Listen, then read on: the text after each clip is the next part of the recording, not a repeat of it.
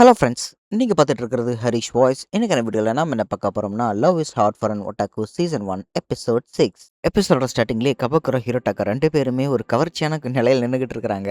"என்னடா பண்ணிக்கிட்டு இருக்கிறீங்க?" அப்படின்னு வியூவர்ஸ் பார்த்தா தெரியுது. இவங்களோட காதலிகள் பண்ற வேலை தான் இது.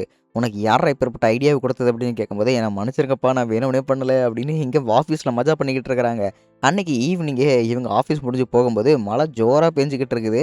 என்ன பண்றதுன்னு நருமிக்கு ஒண்ணும் தெரியல. சரி, என்னாச்சு நருமி, நீ குடை கொண்டு வரலையான்னு கேட்கும்போது, "ஆமாப்பா, நான் அன்னைக்கு குடை கொண்டு வந்தேன், மறந்துட்டேன்." அப்படின்னு அவர் நருமி சொல்றா. சரி, நீ கொண்டு வந்தியான்னு கேட்கும்போது, "நானும் மறந்துட்டேனே." அப்படின்னு 2 பேரும் பேந்த பேந்த முழிச்சுக்கிட்டு இருக்கிறாங்க. என்ன பண்றதுன்னே தெரியாம முழிச்சுக்கிட்டு இருக்கும்போது, பின்னாடி கபாக்குரோ இருந்துகிட்டு, "2 பேரும் இங்க என்ன பண்ணிக்கிட்டு இருக்கிறீங்க? வீட்டுக்கு போகலையான்னு?" கேட்கும்போது, "நாங்க குடைய மறந்துட்டோம்ப்பா." அப்படிங்கிறாங்க. 2 பேரும் எரும வயசாகுதுல, அப்படியே நடந்து எங்கேயாவது கன்வீனியன்ஸ் ஸ்டோருக்கு போங்க அப்படிங்கிறாங்க.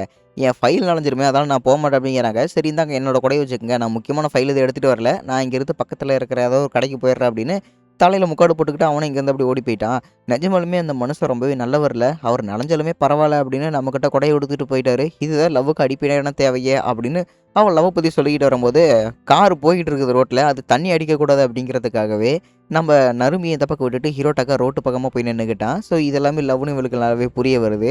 இன்னொரு பக்கம் நம்ம ஹனா போய்க்கிட்டு இருக்கிறா. "ஹனா, கொஞ்சம் நேரம் என் வீட்டு வரைக்கும் இந்த கொடையில கொண்டு போய் விட்டுருடி." அப்படிங்கிறாங்க. "என்னடா ஆச்சு உனக்கு, பைத்தியமா? இவ்வளோ பெரிய வயசாயிருச்சு, கொடை இன்னும் எடுத்துட்டா வராம இருக்கிற? கொடை எடுத்துட்டு வரலன்னா என்கிட்ட சொல்லியிருக்க வேண்டியது தானே? நானே உன் கூட வந்திருப்பேன்ல. பைத்தியக்காரா! போ, இன்னைக்கு நைட்டு நான் உன் கூட தான் தங்க போறேன்." அப்படிங்கிறா. "அப்படியா? சரி, ஓகே. இன்னைக்கு நைட்டு டின்னர் நானே உனக்கு சமைச்சு தரேன். இன்னைக்கு நைட்டு ஃபுல்லா நீ என் வீட்லயே இரு." அப்படிங்கிறான்.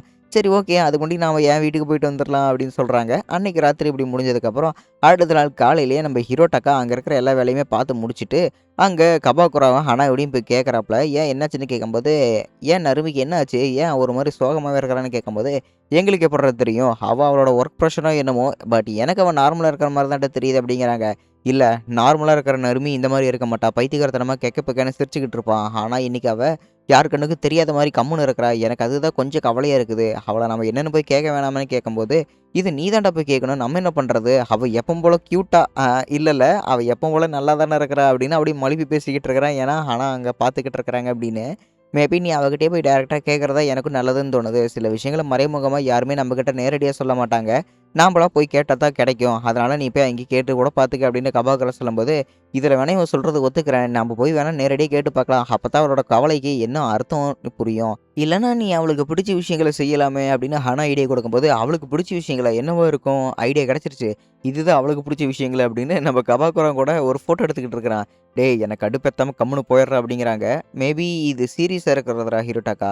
அவ இந்த மாரி விஷயங்கள் பிடிக்கும். பட் இருந்தாலுமே அவளுக்கு சில விஷயங்கள் ரொம்பவே டீப் டைவ்னா பிடிக்கும்ல. அத நாம அவகிட்ட செய்யணும் அப்படிங்கிறாங்க. அது என்னன்னு தெரியறதுக்கு முன்னாடியே நம்ம என்ன பண்றதுன்னு புலம்பிக்கிட்டு இருக்கிறாப்புல. "நீங்க ஒண்ணும் செய்ய வேணாம். இதுக்கு மேல நானே பார்த்துக்கிறேன், விட்டுருங்க." அப்படின்னு ஹிரோடாக்கா ஐடியாலாம் வாங்குனதுக்கப்புறம் கம்முனு போயிட்டு இருக்கிறான். சரி, இன்னொரு பக்கம் நம்ம ஹிரோடாக்கா வெயிட் பண்ணிக்கிட்டு இருக்கிற வேலை முடிஞ்சதுக்கப்புறம், "நருமி, நீ இங்க இன்னும் வெயிட் பண்ணிக்கிட்டு இருக்கிற ஹிரோடாக்கா? எதுக்காக நீ இங்க இருக்கிறன்னு?" கேட்கும்போது, "நீ ரொம்பவே கவலையா இருந்தல்ல. அதனால தான் நானும் உனக்காக இங்க வெயிட் பண்ணிக்கிட்டு இருந்தேன். வா, வீட்டுக்கு 2 பேரும் ஒண்ணா சேர்ந்து போலாம். அது மட்டும் இல்லாம நம்ம வீட்டுக்கு கபாகுரா சென்பாயும், அப்புறம் ஹனா 2 பேருமே வந்திருக்கிறாங்கன்னு." நம்ம ஹிரோடாக்கா சொல்றான். "என்ன மன்னிச்சிரு. நாங்க வரது எனக்கு நல்லதா இருக்குதுன்னு தோணல." அப்படின்னு இவளும் புலம்பிக்கிட்டு இருக்கிறா. "அப்படின்னா என்ன? நீ என்ன பத்தி என்ன கவலைப்பட்டுக்கிட்டு இருக்கிறியா? நீ என்ன பத்தி ஒண்ணும் கவலைப்பட வேணாம். ஏன்னா நான் உன்ன கவலைப்படுத்தியிருந்தேன். என்ன மன்னிச்சிரு." அப்படின்னு நம்ம நறுமி சொல்றாளா. "என்னது? உன்ன பத்தி கவலைப்பட்டிருந்தா மன்னிச்சிரா? அப்படின்னா எனக்கு இதுக்கு சம்மந்தம் இல்லாத மாரி பேசிக்கிட்டு இருக்கிற? என்ன, நான் உனக்கு காதலனா? இல்ல வாடகைக்கு இருக்கிற எவராவது ஒருத்தனா? எதுக்காக இப்படி சொல்லிக்கிட்டு இருக்கிற? நீ சோகமா இருந்தன்னா, அது எனக்கு ரொம்பவே முக்கியம் தானே. அது என்னன்னு தெரிஞ்சுக்கிட்டு நான் உனக்கு அந்த சோகத்த தீர்த்து வைக்கணும். அது கூட புரிஞ்சுக்க முடியலன்னா, அப்புறம் நான் என்ன காதலன்? அத நீயே சொல்லு பார்க்கலாம்." அப்படின்னு நம்ம ஹீரோட்டாக்கா ரொம்பவே ஹார்ட்கோரா பேசிக்கிட்டு இருக்கிறான். இதெல்லாம் கேட்கும்போது நருமிக்கு ஒரு மாரி ரொம்பவே கில்ட்டி ஃபீலிங் வந்துருச்சு. ச்சே, நம்ம இவங்ககிட்ட வேணுமே மறைக்கிறோமோ அப்படின்னு. "இங்க பாரு, அந்த மாரி எல்லாம் எதுவும் கிடையாது. நீ ஏன் இந்த மாரி தப்பு தப்பா புரிஞ்சுகிட்டு இருக்கிற? ஆனாலுமே நான் உன்கிட்ட அந்த விஷயத்த சொல்றேன். பட் நீ அத யார்ட்டயுமே சொல்லக்கூடாது. அத நினைச்சு நீ சிரிக்கவும் கூடாது, சரியா? அது ரொம்பவே சிம்பிளான விஷயம் தான். பட் நீ அத நினைச்சு சிரிக்கக்கூடாது." அப்படின்னு அந்த ரகசியத்த சொல்றா. இவ ஏன் சோகமா இருக்கிறான்னு. அந்த அந்த ரகசியத்த கேட்டதுக்கப்புறம் இவங்க நைட்டு பப்ல உட்காந்து எல்லாம் சிரிச்சுக்கிட்டு இருக்கிறாங்க. என்னன்னு பார்த்தா, இவ அழுதுகிட்டு இருக்கிறா. ஏன்னா, இவளுக்கு புடிச்ச மாங்கா கேரக்டர் ஒருத்தன் இறந்து போயிட்டான். ஸோ லஞ்ச் டைம்ல, பிரேக் டைம்ல ஃப்ரீயா இருக்கும்போது, இவ கன்வீனியன்ஸ் ஸ்டோருக்கு போய் அந்த மாங்காவ படிச்சு பார்த்துருக்கிறா. அந்த கேரக்டர் செத்து போயிட்டான். இத நினைச்சு பார்க்கும்போது இவ அழுதுகிட்டு இருக்கிறா. இத நினைச்சு பார்க்கும்போது நம்ப ஹீரோ டக்கா சிரிச்சுக்கிட்டு இருக்கிறான். நல்ல வேளை வெறும் ஒரு மாங்கா கேரக்டர் தானே அப்படின்னு ஹனா சந்தோஷப்படும்போது, நம்ம கபாகோரா கடுப்பாயிட்டாப்புல. ஏன்னா, அவருக்கு புடிச்ச மாங்கா கேரக்டர் அது. அவரு செத்து போனதுக்கப்புறம் இவனும் சோகமாயிட்டான். அண்ட் அடுத்த நாளே இவங்க பண்ண சில்மிஷம் எல்லாம் முடிஞ்சதுக்கப்புறம் ஆஃபீஸ் டேல இவங்களுக்கு கிறிஸ்மஸ் வரப்போகுது. அதாவது வருஷ கடைசி டிசம்பர் மாசம் வந்துருச்சு. அதனால வேலை ஏகப்பட்டது இருக்கும். இங்க பாருங்க வேலையெல்லாம் முடிஞ்சிருச்சு அப்படின்னு நம்ம ஹிரோட்டக்கா ஃபைல்ஸ் கொண்டு வந்து குடுக்கும்போது, இந்த வேலையில இது மிஸ்டேக் இருக்குது. இந்த ஃபைல் இது பிழை இருக்குது பாரு அப்படின்னு ஏகப்பட்ட மிஸ்டேக்க சொல்லிக் குடுத்துட்டு இருக்கிறாப்புல. அவனுமே அத போய் செஞ்சு முடிச்சுக்கிட்டு இருக்கிறான். நம்ம நருமி அப்புறம் அண்ணா 2 பேருமே ஒண்ணா பேசிக்கிட்டு லிஃப்ட்டுக்கிட்டு கீழ இறங்க போய்க்கிட்டு இருக்கிறாங்க. என்னன்னா, இந்த வருஷம் கிறிஸ்மஸ் வரப்போகுது காச்சா ஈவென்ட்டுமே எனக்கு புடிச்ச ஈவென்ட் ஒண்ணு வரப்போகுது. ஆனா, இப்ப நான் மாச கடைசியில காசு இல்லாம நின்னுகிட்டு இருக்கிறேன். என்ன பண்றதுன்னு எனக்கே தெரியல. ஏன்னா கிறிஸ்மஸ்க்கு நெறைய பேரு டேட்டிங் போவாங்க. அந்த மாரி விஷயங்கள்லாம் ஏகப்பட்டது பண்ணுவாங்க. ஆனா, எனக்கு தான் இந்த மாசத்துல காசு இல்லாம நான் தவிச்சுக்கிட்டு இருக்கிறேன். இந்த பத்தாக்குறைக்கு நான் ஈவென்ட்டுக்கு வேற போகணும். ஆசைப்பட்டுக்கிட்டு இருக்கிறேன். பட் என்னால முடியல. நீங்க என்ன பண்ணுவீங்க அண்ணா? அப்படின்னு கேட்கும்போது, நான் என்ன பண்ணுவேன்னா, சரி நீ என்ன பண்ணுவ போன வருஷம்னு கேட்கும்போது, நான் என் ஃப்ரெண்ட்ஸ் கூட சேர்ந்து கேக் வெட்டிக்கிட்டு இருந்தேன். நீங்க என்ன பண்ணீங்கன்னு கேட்கும்போது, அது ஏம்மா கேட்குற? என் வாழ்க்கையிலேயே நடக்கக்கூடாத ஒரு கொடூரமான ஒரு கிறிஸ்மஸ் அது. என்னன்னு கேட்குறியா?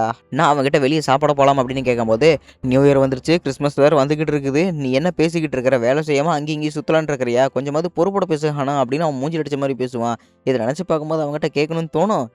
அவன்கிட்ட நான் கேட்கறதே விட்டுட்டேன் அப்படின்னு ஹனா சொல்றாங்க. நினைச்சாலே ரொம்பவே கஷ்டமா இருக்குதுங்க அப்படின்னு ஹனா கிட்ட நம்ம நறுமி சொல்றாளா, அதெல்லாம் விட்டு தள்ளு. நான் என் காஸ்பிளேக்கு புது ட்ரெஸ் ஒண்ணு செட்டப் பண்ணியிருக்கிறேன்.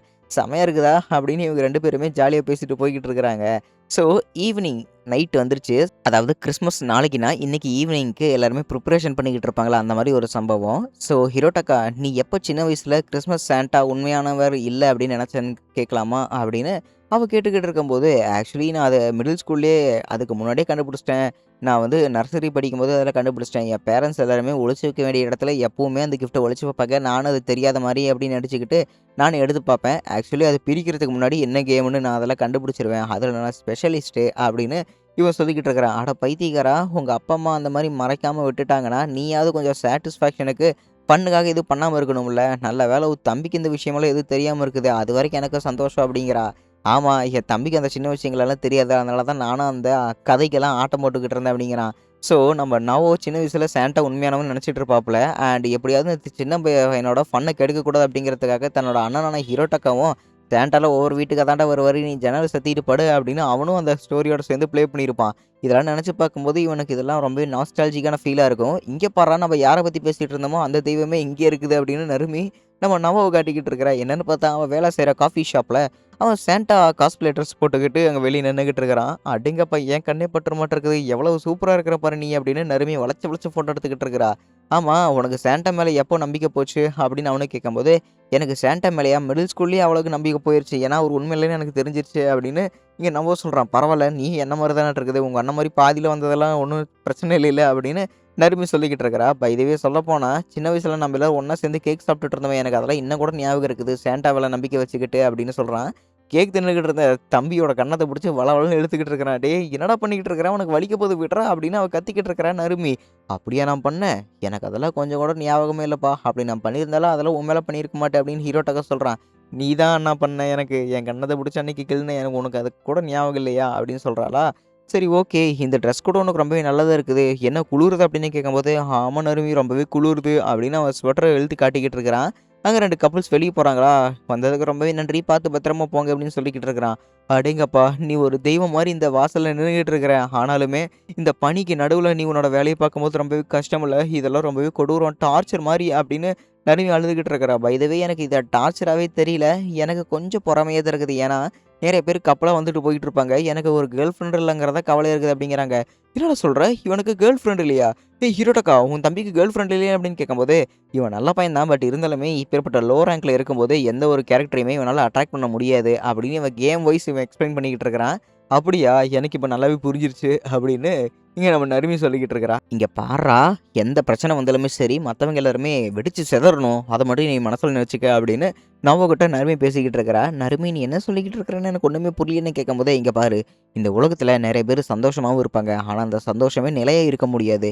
சோகம், சந்தோஷம் 2 பேருமே ஒண்ணா தான் இருக்கும். அதனால நீ எப்பவுமே உன்னோட சந்தோஷத்த மட்டும் நீடித்து வச்சுக்க அப்படிங்கிறாங்க. அந்த இடத்துல ஒரு குட்டி பையன், ஐயா சாண்டா கிளாஸ் அப்படின்னு டாட்டா காட்டிட்டு போறான். இங்க பாரு நருமி, இந்த உலகத்துல நெறைய சந்தோஷம், கெட்டது இருக்கத்தான் செய்யும். பட் நான் என்ன தெரியுமா? எனக்கு கேர்ள் ஃபிரெண்ட் இல்லன்னு கவலைலாம் கிடையாது. பொறாமைலாம் கிடையாது.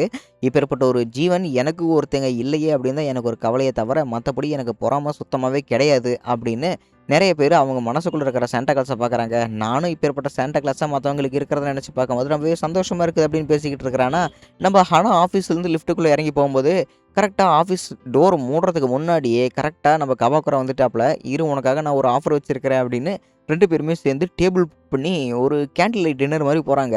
"இந்த ஐடியாலாம் உனக்கு வந்திருக்குடா கபாக்குரா. அதனால தான் எக்ஸ்ட்ரா டைம் வேல பார்த்துக்கிட்டது" அப்படின்னு ஹனா கேட்கும்போது, "எதுக்கு இப்ப அதெல்லாம் பேசிக்கிட்டு இருக்கிற? வந்த வேலைய மட்டும் பார்க்கலாமா?" அப்படின்னு கபாக்குரா சொல்றான். "சரி இந்த டேபிள் எப்ப நீ புக் பண்ணன்னு தெரிஞ்சுக்கலாமா?" அப்படின்னு ஹனா கேட்கும்போது, "இத நான் 6 மாசத்துக்கு முன்னாடி புக் பண்ணிட்டேன்" அப்படின்னு சொல்றான். "அப்படியா? அப்படின்னா தலைவருக்கும் ஆசைலாம் இருக்குது. ஆனா வெளிய தான் காட்டிக்க மாட்டேங்கிறீங்க" அப்படின்னு ஹனா சொல்லும்போது, "இப்ப எதுக்கு இதெல்லாம் கேட்டுக்கிட்டு இருக்கிற? சரி வா 2 பேருமே என்ஜாய் பண்ணலாம். கிறிஸ்மஸ் ஈவினிங்க்கு வாழ்த்துக்கள்" அப்படின்னு 2 பேருமே சியர்ஸ் பண்றாங்க. இவங்களுக்கு பிடிச்ச விஷயங்கள் இதுதான் அப்படின்னு.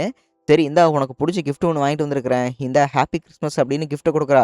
அந்த கிஃப்ட்ட தொறந்து பார்த்தா, அஃபிஷியலா லிமிட்டட் எடிஷன்ல வந்த ஒரு பொம்மை. ஹேப்பி கிறிஸ்மஸ் அப்படின்னு இவங்க ஈவினிங் கொண்டாடிக்கிட்டு இருக்கிறாங்க. ஸோ கேம்ஸ மும்மரமா விளையாண்டுகிட்டு இருக்கிற இந்த கப்பல பார்த்தா ரொம்பவே காமெடியா இருக்குதுல்ல. அண்ட் அதோட இந்த எபிசோட் முடிக்கப்பட்டது.